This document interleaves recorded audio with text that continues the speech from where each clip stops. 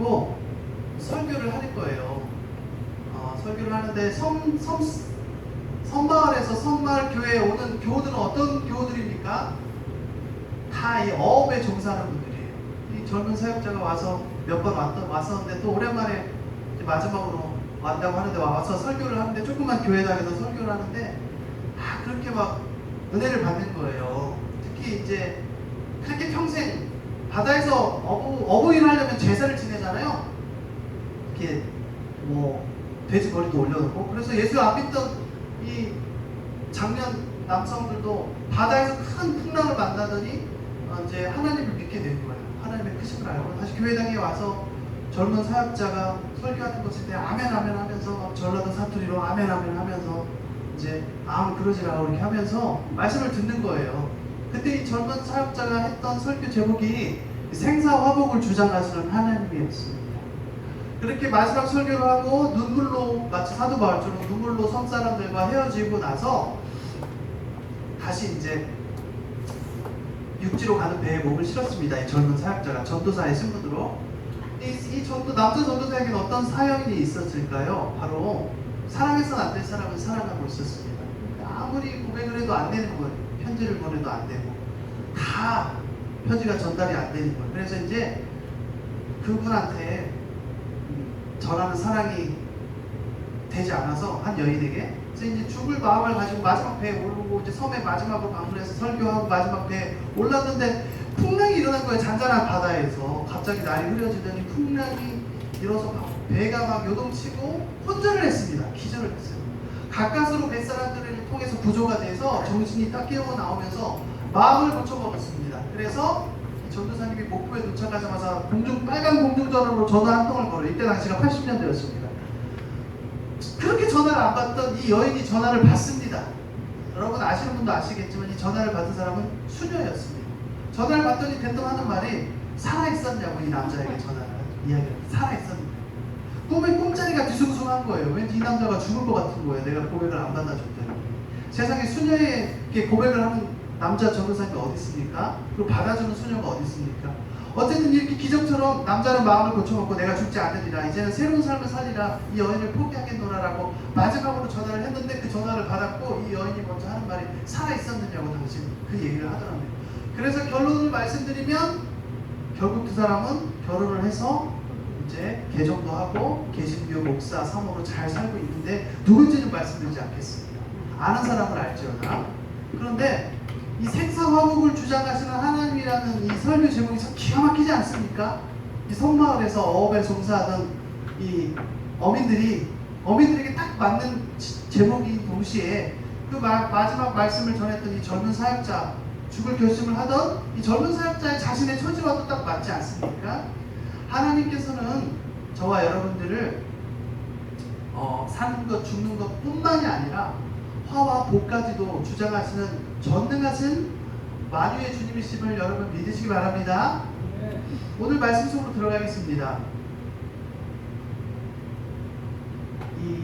오늘 말씀은 잘 알려진 대로 참 공교롭게도 우리 안상동 목사님께서 사도행전 말씀을 계속 강의를 해오셨는데 제가 개인적으로 성경 66권을 통틀어서 가장 사랑하는 본문이자 사도행전에서도 너무너무 중요한 본문 중에 하나인 이 말씀을 또 공교롭게도 오늘 선포하게 됐습니다. 그런데요, 이 놀라운 말씀 앞에 서기 전에 제가 오늘 배경 설명을 좀 드리려고 합니다. 이렇게 길지는 않아요. 오늘 사도행전 안에서 배경을 들어야 오늘 본문이 많이 이해가 되실 것입니다. 제가 좀 이 종이 대신 지구를 보호하기 위해서 종이 대신 이 기기를 항상 들고 있는데요. 양해 좀 부탁드리겠습니다. 자, 7장 57절 58절에 보면 사울이라는 청년이 최초로 등장합니다. 7장 57절 58절에. 그런데 참 드라마틱하게도 이 사울이 최초에 어떻게 등장했습니까? 성경에서 가장 거룩한 하나님의 종 중에 한 명인 스데반 집사를 처형하는 그 자리에 있었습니다. 열혈, 이 유대교 신자로. 두 번째, 눈여겨보아야 할 대목은 사도행전 9장 1절에서 19절에는 어떤 말씀이 기록되어 있는지 아십니까, 성도 여러분? 사울이라는 사람이 회심하는 장면입니다. 예수님께서 강권적으로 사울에게 나타나셔서 4절 5절에 이렇게 말씀합니다. 사울아 사울아 네가 어찌하여 나를 박해하느냐 하시거늘 대답하되 주여 누구시니까 이르시되 나는 네가 박해하는 예수라. 이러면서 이제 우여곡절 끝에 하나님의 크신 손길 안에 사도 바울은 완전히 다른 사람이 돼요. 그래서 사울에서 바울로 이름도 바뀌죠. 13장에는 사울과 동역자인 누구? 바나바, 세 글자 바나바라는 사람이 등장합니다. 그러면서 1차 전도여행, 선교여행이라고도 하는 사람이 있어요. 1차 선교여행이 시작됩니다. 어디까지 갔습니까? 안디옥까지 갔습니다. 이러면서 제가 방금 말씀드린 대로 13장 9절부터 비로소 바울이라는 이름, 뜻은 작은 자라는 이름을 가진 바울이 이름을 개명을 하게 됩니다. 새로운 이름을 부여받게 되죠. 이어서 15장 1절로 21절에는 어떤 내용이 있습니까? 그 유명한 예루살렘 공회 이야기가 있습니다.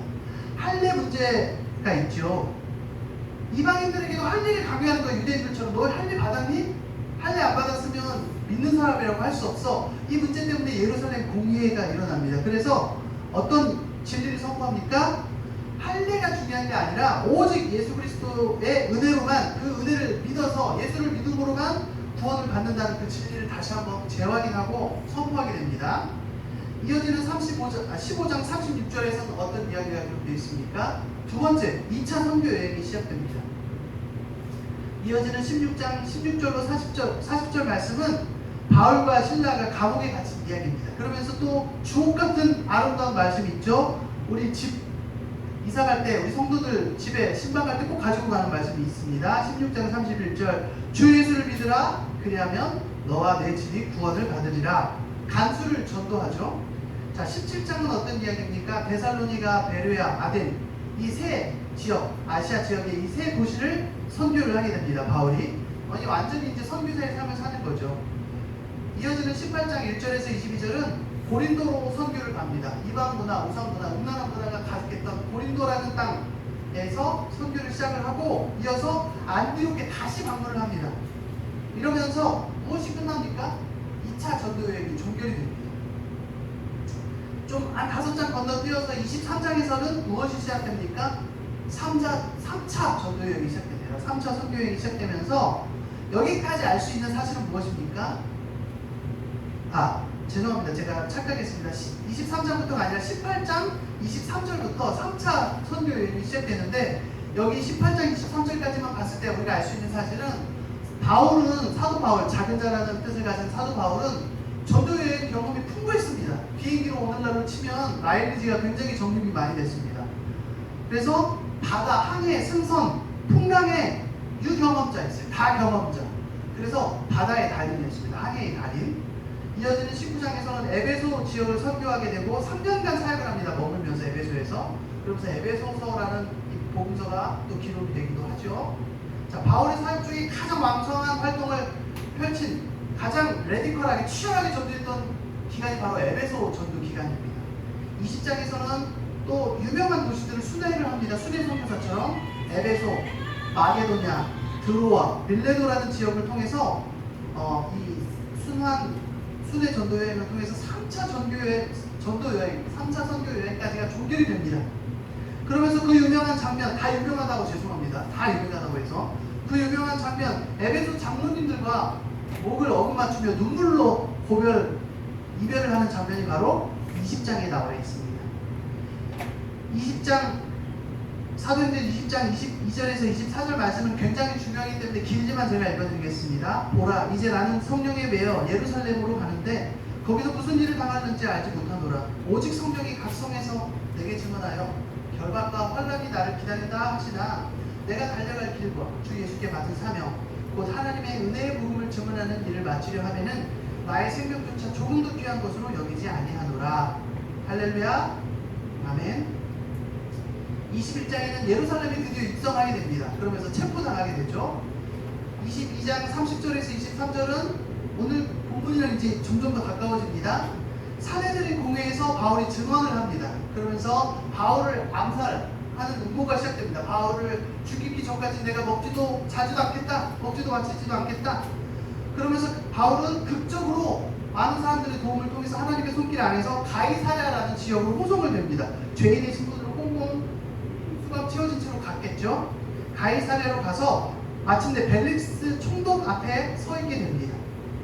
23장 11절에는 이렇게 나와 있습니다. 오늘 본문하고 연결점이 아주 큰 연결점이 있습니다. 23장 11절 보면 가이사랴에 체포된 바울에게 하나님의 음성이 들립니다. 그날 밤에 주께서 바울 곁에 서서 이르시되 담대하라. 네가 예루살렘에서 나의 일을 증언한 것 같이 어디에서도 로마에서도 증언하여야 하리라 하시니라. 사랑하는 성도 여러분, 신자들은, 베테랑 신자들, 참 신자들은 모든 삶이 즉흥적으로 일어나는 경우도 있지만 성령이 즉흥적으로 하시게 우리로 일하게 하는 경우를 빼고는 모든 것이 하나님의 계획 안에 있습니다. 그래서 우리는 성향은 다르지만, 외향, 내향 다르지만 계획적으로 우리 사역을 늘 일상에서 준비를 해야 되는 사람들인 것입니다. 24장 25장은 베스도라는 사람, 벨릭스라는 사람, 고위 관계자들에게 신분을 받습니다. 25장 10절을 보면 더 나아가 이 사도 바울이 거기서 그쳤으면 송강 조치될 텐데, 집에 풀려날 텐데 가이사에게 상소합니다. 가이사로 치면 오늘날 누구입니까? 조 바이든 대통령과 비슷하다고 할까요? 이 세상의 가장 넘버원 권력자입니다. 카이사르, 시저라고도 하는 가이사에게 상소합니다. 왜죠? 바울은 로마의 시민권이 있었어요. 그래서 끝까지 가보자. 누가 옳은지. 난 죄가 없다. 왜 나를 함부로 구금하느냐. 끝까지 갑니다. 그래서 풀려날 수 있었는데 계속해서 이 호송 절차, 재판 절차가 계속 진행이 되는 거예요. 물론 이것도 하나님의 손길 안에 있는 줄 믿으시기 바랍니다. 마침내 그래서 아그리빠 왕과 버니게 앞에 서게 됩니다. 벨릭스는 아무것도 아니었어요. 더 높은 아그리빠와 버니게, 그리고 그 이후에 가이사 앞에 서는 날까지 기다리고 있습니다. 마지막 26장에 보시면 최후 변론, 바울의 최후 변론이 있습니다. 24절에서 29절은 아그리빠 왕을 전도해요. 자기를 신문하는 사람을 전도할 수 있겠습니까, 성도 여러분? 이 정도 바울은 용맹하고 겁이 없는 사람이었습니다. 30절, 32절 보면 무혐의 처리가 됐어요, 사실 1차적으로. 그런데 이런 이야기가 있습니다. 만일 가이사에게 상소하지 아니하였더라면 주변에 있는 사람들이 다 아쉬워했어요. 왜 상소해서 자기 고생을 자초할까? 그러나 제가 말씀드린 대로 전능하신 하나님의 계획 안에 있기 때문에 바울은 상소를 한 것입니다. 오늘 본문 안으로 들어오겠습니다. 굵직굵직한 이야기들 위주로 좀 빠르게 강의를 하도록 하겠습니다. 27장에 보시면 바울뿐만이 아니었어요. 이때 당시에는 죄인을 로마로 호송하는 그런 문화가 있었습니다. 그래서 배로 이동을 했습니다. 이때 당시에는 비행기가 없었는데 가장 빠르고 경제적인 교통수단이 바로 오늘날의 비행기에 해당되는 배였습니다. 배로 죄인들을 로마로 다른 지명으로 이야기하면 이탈리아라고도 하는 이탈리아로 호송하려고 계획 중이었습니다. 아들의 무데모라는 지명도 나오고요. 그 시간과 공간이 계속 나오니까 사도행전에서는 시간과 공간이 굉장히 중요합니다, 성도 여러분. 3절에 보면 이튿날 시돈 딱 나왔어요. 그리고 또 4절에 보면 앞바람을 피하여 항해 용어도 나옵니다. 성경은 왜 인류 역사상 가장 베스트셀러입니까, 성도 여러분? 이 안에 과학, 사회학, 경제학, 정치, 법, 역사 다 들어있습니다. 문학 들어있습니다. 굉장한 책입니다, 성경은. 이때 당시 상상으로 그리지 않았습니다. 실제 있었던 항해 승선 용어입니다. 맞바람을 피해서 북으로 해안을 의지하고 갔다고 나와 있고요. 5절에 보면 길리기아, 밤빌리아 바다도 나와 있고 무라시라는 작은 시도 나와 있습니다. 6장 중요한 인물이 나옵니다. 복선이라고 할 수 있죠. 백부장을 만납니다. 7절 배가 좀 느리게 가기 시작했어요. 바람이 거세지기 시작했습니다. 8절 간신히 미항이라는 아름다운 곳, 페어 헤븐이라는 곳에 갔습니다. 거기는 라세아시라는 작은 도시 근처입니다. 9절 금식하는 절기가 그 즈음이었어요. 금식하는 절기, 유대인의 절기. 근데 더 이상 항해를 하면 안 되겠어요. 풍랑이 올 것 같았어요. 이때 당시 여러분, 신기하게도 성도 여러분, 오늘 지금 9월 초순에서 중순으로 넘어가고 있지 않습니까?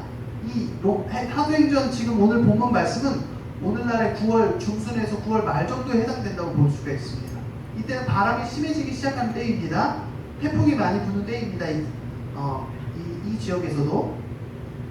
10절 사도 바울이 항해를 계속하기는 위험하다고 의견을 피력을 합니다. 11절 하지만 백부장은 선장과 선주의 말을 따라서 항해를 계속하기로 합니다. 12절 겨울을 지내기가 위험하지만 그래도 계속 항해를 하기 시작합니다. 13절 그레네 해변을 지났고 14절 유라굴로라는 광풍이 일어납니다. 굉장히 무시무시한 태풍 중에 하나입니다. 흰남도 비슷합니다. 15절 도저히 배가 바람을 맞춰 갈 수 없어서 파산될 것 같은 상황이 왔고요. 16절 이 가오다라는 작은 선 아래로 지나갔고요. 시간상 제가 지도를 보여드리면 좋을 텐데 나중에 기회가 되면 지도를 보여드리도록 하겠습니다.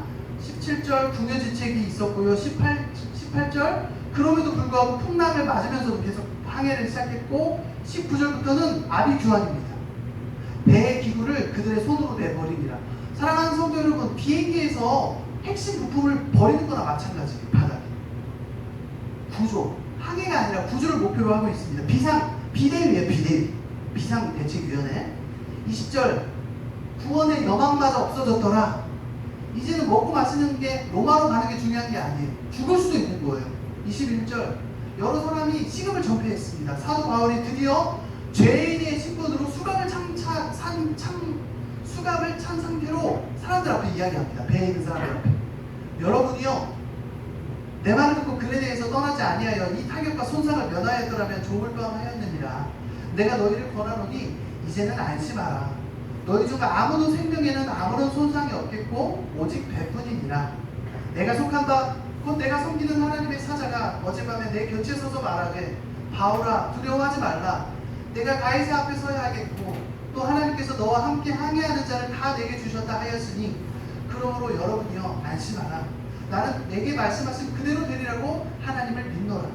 그런즉 우리가 반드시 한 섬에 걸리리라 하더라. 할렐루야. 사랑하는 성도 여러분, 바울이 로마 시민권이 있는 것이 뭐가 중요합니까? 사도인 것이 뭐가 중요합니까? 죄인이잖아요. 죄수잖아요. 얼마나 멸시받고 무시받겠습니까? 그런 사람이 오히려 생명의 키를 주고 있어요. 하나님의 음성을, 하나님의 환상을 23장 그 전부터 계속 여러 차례 로마에 네가 가야 할 것이다. 가이사 앞에 서야 할 것이다. 이런 음성을 수차례 들었던 사도 바울이 더 분명한 하나님의 음성을 듣고 오히려 배에 있는 선원과 군인들을 안심시키고 있습니다. 성도 여러분, 하나님을 믿고 신뢰하고 굳게 믿는 사람들은 반대 정신 안에 있는 사람들입니다. 반대 정신이 뭔지 아십니까? 세상 사람들이 두려워할 때 담담한 것이고요. 세상 사람들이 이 세상의 세속 역사에 안심할 때에 노아처럼 경계심을 갖는 것, 그것이 바로 반대 정신인 것입니다. 27절에 보면 풍랑으로 배가 깨어집니다. 14일째 항해 14일차 되는 날 드디어 파손이 시작됩니다. 28절 29절 보니까 이제 거의 난파되고 있어요. 파손되고 있었습니다. 그런데 상공들이 도망가자고 했어요. 비행기에서 승무원들, 부기장이 도망가려고 하는 것입니다. 바울이 그것을 일러 바쳤습니다. 보고했어요. 그래서 군인들이 잘라버렸습니다. 32절 구명 보트를 끊어버렸어요. 33절 바울이 다시 한번 선언하기 시작합니다. 너희가 기다리며 먹지 못하고 줄인 지 오늘까지 10나흘인즉 음식 먹기를 권하노니 이것이 너희 구원을 위하는 것이요 너희 중 머리카락 하나도 잃을 자가 없으리라. 그러면서 어떻게 했습니까? 떡을 가져다가 오병이어 이야기처럼 하나님 앞에서 빵을 떼어서 하나님 감사 기도를 드렸어요. 축사하고 떼어 먹기 시작했습니다. 이때부터 군인들, 죄수들, 선원들, 세 부류의 사람들이 다 안심하고 받아 먹었습니다. 36절이죠. 37절 배에 있는 우리 수는 전부 276명이더라. 왜 자꾸 이렇게 구체적인 지명, 구체적인 날짜, 구체적인 인원수가 왜 계속 나올까요? 성도 여러분, 이거는 창세기와 똑같아요. 노아 시대와 똑같아요. 실제 있었던 역사이기 때문입니다. 지어낸 이야기가 아니기 때문에 구체적인 기록을 자꾸 이야기하고 있는 겁니다. 그렇게 곡식을 다 배부르게 먹고 이제 밀을 버렸어요, 바다에. 그래서 배가 가벼워졌습니다. 안전해지기 시작했습니다. 39절 날이 샜습니다. 사람들이 육지에 가까워왔는지 조사를 하기 시작했습니다. 40절 구원의 여망이 보이기 시작했어요. 닻을 끊어 이제 돛을 달고 바람에 맞춰 해안을 향해 갔습니다. 들어갔습니다. 41절 두 물이 합해 흐르는 곳을 만났습니다. 배를 걸었습니다. 정박하는 거죠. 42절 군인들은 죄수가 도망갈까봐 군인들을 죽일까 고민하고 있었는데 백부장이 바울이 우리를 안심시켜준 거에 고마워해서 바울을 눈여겨보고 있었어요. 바울을 살리려고 죄수들을 죽이지 못하게 했습니다. 마지막 44절 읽어드립니다. 그 남은 사람들은 널조각 혹은 배 물건에 의지하여 나가게 하니 마침내 사람들이 다 상륙하여 구조되니라. 아멘. 할렐루야. 사랑하는 성도 여러분, 우리 교우들이 부상을 당하거나 확진이 되거나 또 말할 수 없는 중병으로 자리에서 일어나지도 못하는 상황에 있습니다. 이것을 겪어보지 않은 사람들은 알 수 없습니다. 직계 가족이 아니면 함부로 말하기 어렵습니다. 우리가 할 수 있는 건 위로밖에 없습니다. 우리 오전 예배 때 담임 목사님께서 말씀하셨듯이 저도 이 포항의 사건을 준비를 했습니다. 오늘 예언하고 이 주차장에 경비 아저씨가 관리소장님이 방송을 했어요. 이 차를 빼라고. 차가 침식되면 재산피해가 2천만원, 3천만원, 4천만원 나오지 않겠습니까? 관리사무소 소장님은 최선을 다한 거예요. 그렇게 쉽게 물이 빠질 줄을 알았겠습니까? 차를 구하러 간 사람들도 최선을 다한 겁니다. 물론 안 가는 게 더 좋았겠죠. 그런데 일견 어리석은 면도 있지만 차 한 번 빼는데 뭐 5분 걸리겠어? 길어야 뭐 5분, 10분이면 끝나 안 막히면. 그러고 갔죠. 사람들은 모른다는 거예요. 중요한 건 무엇입니까? 인간이 얼마나 어리석느냐도 아니고 관리소장이 잘못했냐, 과실이 있느냐, 관리사무소에 과실이 있느냐, 차를 빼고 간 사람이 과실이 있느냐, 이것이 중요한 게 아닙니다. 무엇이 중요한 겁니까? 생사화복을 주장하시는 하나님이 중요하다는 것입니다. 믿는 사람도 생명을 거두지 못할 수가 있고요, 안 믿는 사람도 살아날 수가 있는 것입니다. 이 모든 배후에는 누가 있습니까? 하나님의 손길이 있는 것입니다. 이 100원을 잡고 14시간을 버틴 사람 마음에는 어떤 것이 있을까요? 그 사람이 믿는 사람이면 하나님을 믿는 믿음이 더 공고해졌을 것이고, 안 믿는 사람이면 사도행전 나와 있는 표현처럼 더듬어서 하나님의 존재를 만나지 않았을까요? 신이 살아계시구나. 사랑하는 성도 여러분, 오늘 본문을 마지막 44절 읽으면서 어떤 느낌이십니까? 화두가 있는 직계 가족의 마음을 우리가 헤아리지 못하는 것처럼, 100% 헤아릴 수 없는 것처럼 이 말씀을 읽고 살아났구나 하는 기쁨이 도취되어 있기를 간절히 바랍니다. 할렐루야. 네. 이것이 말씀을 대하는 우리의 자세인 것입니다. 28장 본문 제가 한 번 더 읽어드리면, 그런즉 하나님의 이 구원이 이방인에게로 보내어진 줄 알라. 그들은 그것을 들으리라 하더라. 앞서 말씀에 어떤 내용이 있냐면, 멜리네 섬에 구조돼서 이상한 섬에, 원주민들이 사는 섬에서 복음을 전하고요, 마침내 바울이 로마에 가서 재판 절차가 순조롭게 마무리되고 구금이 된 상태예요. 같은 경우 예전에 김대중 대통령처럼 집 안에 있지만 밖으로 나가지는 못하지만 수갑은 채워지지 않는 그 연금 상태에서 복음을 전했어요. 집에 오는 사람들 다 복음을 거침없이 전하는 거예요. 어떤 사본에는 29절에 이렇게 적혀 있습니다. 그가 이 말을 마칠 때 유대인들이 서로 큰争論을 하며 물러가더라. 무슨 말이냐면, 이 28장 하반절에 후반부에 이런 내용이 있습니다. 유대인들은 믿는 사람도 있지만 안 믿는 사람, 끝까지 거부한 사람도 있었다는 거예요. 그런즉 하나님의 이 구원이 이방인에게로 보내졌다. 만약에라는 건 없지만, 이 세상 역사에 만약에라는 건 없지만 유대인들이 다 믿었다면 이방인에게로 가지 않았을 수도 있지 않았을까요? 중요한 것은 유대인들 중에는 끝까지 복음을 거부한 사람이 있었다는 거예요. 적지 않게. 그렇기 때문에 하나님의 이 섭리, 하나님의 사랑이 이방인에게로 이 사랑을, 구원의 진리의 복음을 사랑으로 전해 주셨습니다. 확장해 주셨습니다. 마지막 31절, 바울이 온 이태를 자기 셋집에 머물면서 자기에게 오는 사람을 다 영접하고 하나님의 나라를 전파하며 주 예수 그리스도에 관한 모든 것을 담대하게 거침없이 가르치더라. 말씀을 맺겠습니다. 결론적으로 우리 사랑하는 이내교의 성도 여러분들, 한 사람 한 사람이 최종적으로 만나야 할, 신분을 받아야 할 가이사는 누구입니까? 옛날에 오카노 목사님이 그런 표현을 자주 썼던 것 같습니다. 사명자는 죽지 않는다. 소명자는 죽지 않는다. 우리 영권사님 위해서 홍천수 집사님이 마음속에서, 폐부에서, 심장에서부터 끌어오르는 중보의 기도를 드렸잖아요. 하나님이 허락하시면 자리에서 일어난다는 겁니다. 영권사님이든 누구든 우리 교우들이 하나님의 사명이 아직 있으면 건강하게 일어설 수밖에 없는 것입니다. 여러분 믿으시기 바랍니다. 두 번째, 생사화복을 주장하는 하나님 앞에서 구원의 주님으로 기뻐하며 살아가는 성도 여러분이 되시기를 바랍니다. 우리 기도 드리기에 앞서 마지막 구절 제가 선포해드리겠습니다. 하박국 3장 17절에서 19절입니다. 비록 무화과 나무가 무성하지 못하며 포도나무에 열매가 없으며 감람나무에 소출이 없으며 밭에 먹을 것이 없으며 우리의 양이 없으며 외양간에 소가 없을지라도 나는 여호와로 말미암아 즐거워하며 나의 구원의 하나님으로 말미암아 기뻐하리로다. 주 여호와는 나의 힘이시라. 나의 발을 사슴과 같게 하사 나를 나의 높은 곳으로 다니게 하시리로다.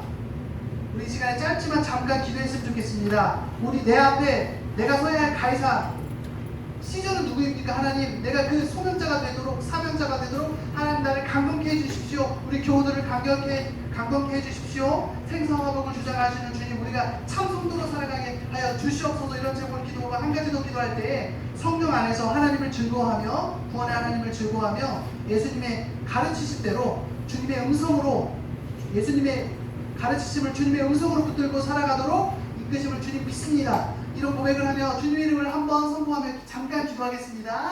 주여